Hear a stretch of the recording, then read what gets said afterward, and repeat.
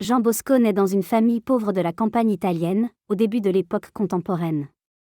Très tôt, il fait l'expérience de la précarité.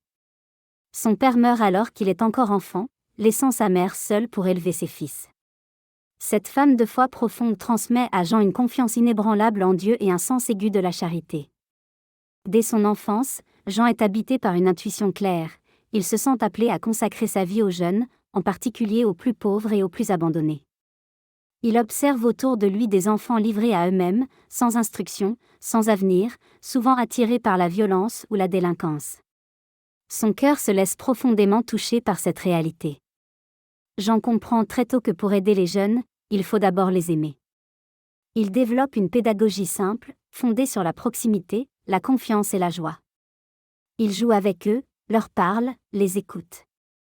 Il ne cherche pas à imposer une autorité rigide, mais à devenir un père et un ami. Ordonné prêtre, Jean Bosco s'installe dans les quartiers populaires de la ville de Turin. Il y rassemble des jeunes ouvriers, des apprentis, des enfants des rues. Il leur offre un lieu sûr, une éducation humaine et spirituelle, et surtout une présence bienveillante. Il croit profondément que chaque jeune porte en lui une étincelle de bien qu'il faut faire grandir. Sa méthode éducative repose sur 3 piliers, la raison, la religion et l'affection. Il refuse les châtiments humiliants et privilégie la prévention, le dialogue et l'accompagnement personnel.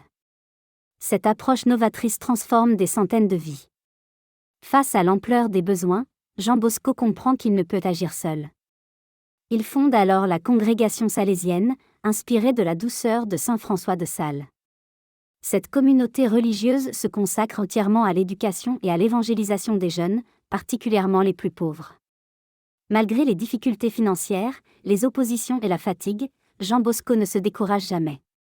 Il avance avec une confiance totale en la providence. Sa foi est joyeuse, communicative, enracinée dans une profonde vie de prière.